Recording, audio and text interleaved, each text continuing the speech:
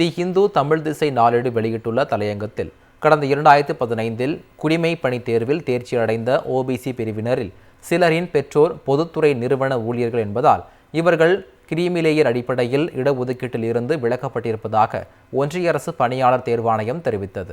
இது தொடர்பான வழக்கில் உச்சநீதிமன்ற நீதிபதிகள் PS நரசிம்மா, R மகாதேவன் அமர்வு தீர்ப்பு வழங்கியுள்ளது.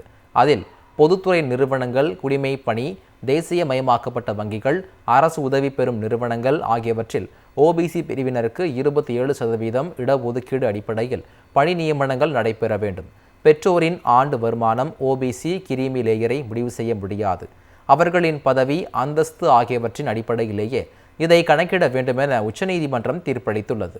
இதன்படி ஓபிசி பிரிவினரின் ஊதியம், விவசாயம் உள்ளிட்ட பிற தொழில்கள் வழியாக ஈட்டும் வருமானம் கணக்கில் எடுத்துக்கொள்ளப்படாது. ஏற்கனவே ஒன்றிய, மாநில அரசு பணியில் உள்ளவர்களின் பணி ஒதுக்கீடு அவர்களின் தகுதியின் அடிப்படையில் மாற்றி அமைக்கப்படலாம். முன்பு பணி ஒதுக்கீடு பெறாதவர்கள் இப்போது பணி வாய்ப்பை பெறலாம். எல்லாவற்றுக்கும் மேலாக தகுதி உள்ள விண்ணப்பதாரர்களுக்கு இடமளிக்க தேவைப்பட்டால் அரசு கூடுதல் பணியிடங்களை உருவாக்க வேண்டும் என்றும் உச்சநீதிமன்றம் உத்தரவிட்டுள்ளது. இடஒதுக்கீடு என்பது வரலாற்று ரீதியில் பின்தங்கிய நிலையில் இருப்பவர்களை உயர்த்துவதற்கான வழி என்பதை உச்சநீதிமன்றத்தின் புதிய தீர்ப்பு மீண்டும் உரக்கச் சொல்லி இருக்கிறது என்று தி ஹிந்து தமிழ் திசை நாளேடு தனது தலையங்கத்தில் தெரிவித்துள்ளது.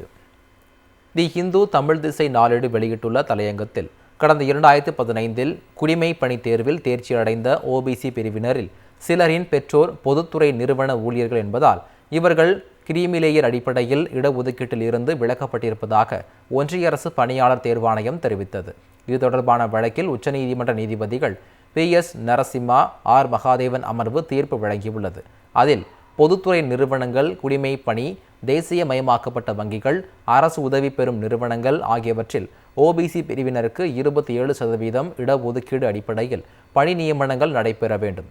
பெற்றோரின் ஆண்டு வருமானம் ஓபிசி கிரீமி லேயரை முடிவு செய்ய முடியாது. அவர்களின் பதவி, அந்தஸ்து ஆகியவற்றின் அடிப்படையிலேயே இதை கணக்கிட வேண்டுமென உச்சநீதிமன்றம் தீர்ப்பளித்துள்ளது. இதன்படி ஓபிசி பிரிவினரின் ஊதியம், விவசாயம் உள்ளிட்ட பிற தொழில்கள் வழியாக ஈட்டும் வருமானம் கணக்கில் எடுத்துக்கொள்ளப்படாது. ஏற்கனவே ஒன்றிய, மாநில அரசு பணியில் உள்ளவர்களின் பணி ஒதுக்கீடு அவர்களின் தகுதியின் அடிப்படையில் மாற்றி அமைக்கப்படலாம். முன்பு பணி ஒதுக்கீடு பெறாதவர்கள் இப்போது பணி வாய்ப்பை பெறலாம்.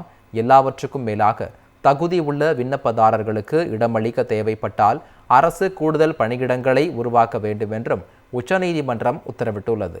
இடஒதுக்கீடு என்பது வரலாற்று ரீதியில் பின்தங்கிய நிலையில் இருப்பவர்களை உயர்த்துவதற்கான வழி என்பதை உச்சநீதிமன்றத்தின் புதிய தீர்ப்பு மீண்டும் உரக்கச் சொல்லி இருக்கிறது என்று தி ஹிந்து தமிழ் திசை நாளேடு தனது தலையங்கத்தில் தெரிவித்துள்ளது.